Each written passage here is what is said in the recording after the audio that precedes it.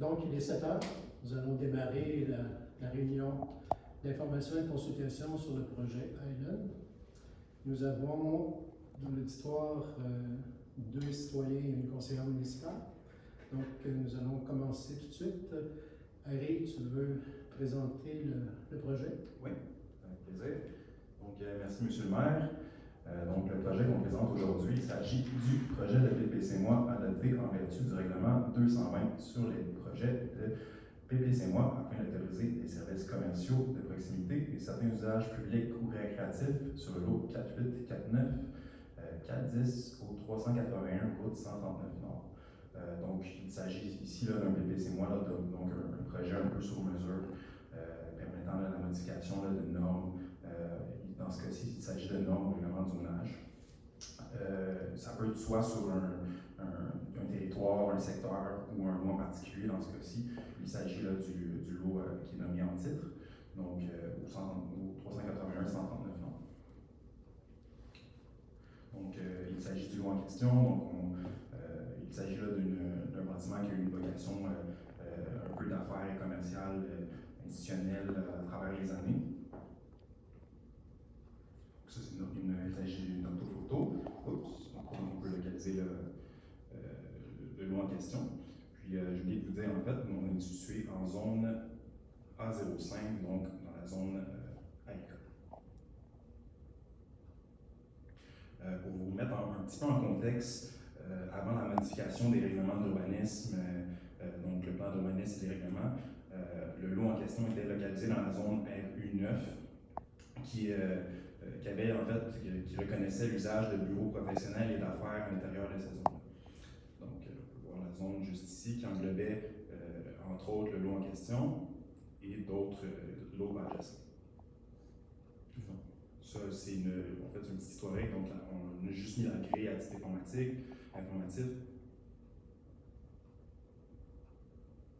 Donc ici, il y a des petits considérants, là, donc on a retrouvé ça, entre autres, dans la résolution qui a passé au premier projet. Donc, considérant que le lot en question était occupé par la compagnie ALM Homéopathie Canada pour des fins de vente en gros d'autres médicaments, produits chimiques et de produits connexes jusqu'en novembre 2021, que les bureaux professionnels, les bureaux d'affaires et la vente de détail ont été les principales vocations exercées sur le lot lors des dernières années, que la demande vise à autoriser entre autres l'exercice de services professionnels ainsi que la vente au détail, considérant que les usages projetés ne peuvent être reconnus par droits acquis. Donc ici, là, dans le cadre de la demande, pour mettre en contexte, il y a eu une offre d'achat conditionnelle à ce qu'il y ait une modification, reconnaître que ces usages-là peuvent être autorisés dans le cadre du PPC Moi. Il y a également eu des usages additionnels qui ont été ajoutés pour donner une certaine marge de manœuvre dans l'éventualité que le bâtiment en question aurait un usage mixte. Donc, dans le cadre des usages autorisés, il y en a une certaine liste que je vais énumérer. Donc, ce ne sera pas petit, ce sera pas long. Je vais reprendre mon souffle. Donc, je vais énumérer, je vais essayer de faire ça assez vite. Donc, magasin d'alimentation spécialisé, tels que pâtisserie, boulangerie, boucherie, poissonnerie, fruiterie, fromagerie, boutique d'aliments naturels, services professionnels et bureaux professionnels selon les professions reconnues au Code des professions, telles que gestion d'affaires, services de placement de personnel, les services reliés à la construction, entrepreneurs, électriciens, sont autorisés pourvu qu'il n'y ait pas d'activité administrative à l'intérieur d'un bâtiment et sans qu'un stationnement de remisage et véhicules automobiles de travail ou de service. Bureaux d'associations ou d'organismes tels que syndicats, partis politiques, associations civiques communautaires, services médicaux et soins de santé pour personnes tels que bureaux professionnels de santé, médecins, dentistes, psychologues, chiropraticiens, psychothérapeutes, médecine douce et cliniques médicales, services gouvernementaux, paragouvernementaux ou organismes publics n'impliquant que des activités de bureaux de poste, galeries d'art et d'artisanat, services de garde en garderie et kiosques d'information touristique. Donc on voit que on s'en va vraiment là, donc, dans les usages, un petit peu on vient reconnaître les usages qui ont été faits lors des dernières années. Pour le lot en question, en fait, pas pour le lot, mais pour le projet, en fait, c'est un projet là, qui est susceptible d'approbation référendaire. Dans ce cas-ci, les éléments éléments qui sont susceptibles d'approbation référendaire. On parle là, des usages qui sont autorisés ou prohibés. Donc, dans le cas de la demande, il va y avoir une publication d'un avis là, pour la tenue d'un registre. Donc, pour être recevable, donc les citoyens qui sont localisés dans les zones contiguës et la zone concernée vont pouvoir faire une demande pour la tenue d'un registre. Donc, je vais vous énumérer là, les modalités pour la tenue d'un registre. Là, je vais encore prendre mon titre.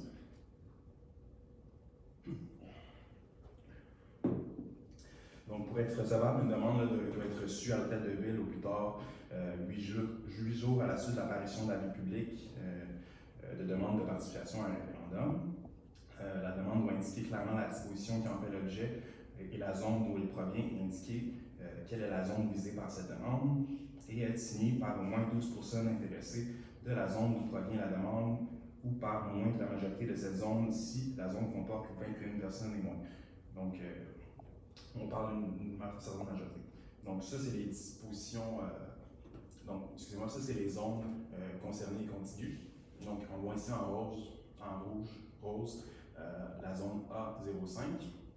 Puis, parmi les zones contiguës, on a la zone A02, A04, A06, A07, AD10, H02, H03, H04, H05 et REC07. Donc, on est rendu à l'étape de la période de questions.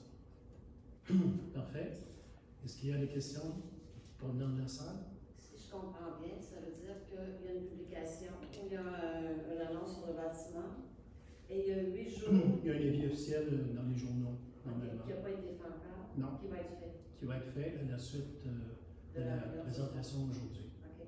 Oui. Et ensuite, les gens ont 8 jours pour réagir et donner des commentaires et demander un référendum ou pas? Un registre, dans un premier temps.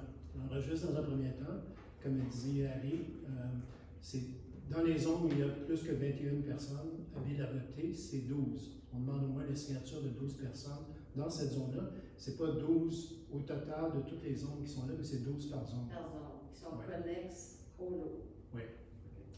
Et donc, et s'il n'y a pas de signature suffisante, à ce moment-là, ben, le projet est accepté. Puis par contre, s'il y a des signatures suffisantes, il faut décider si oui ou non on va au 5, ben, c'est une zone continue. Ça va? Oui, merci. Est-ce qu'il y a d'autres questions? Provenant de la salle? Non? Parfait. Donc, Harry, ça met un terme, je pense, à la présentation. Oui, merci. Bienvenue. Alors, merci beaucoup. Merci pour votre présence.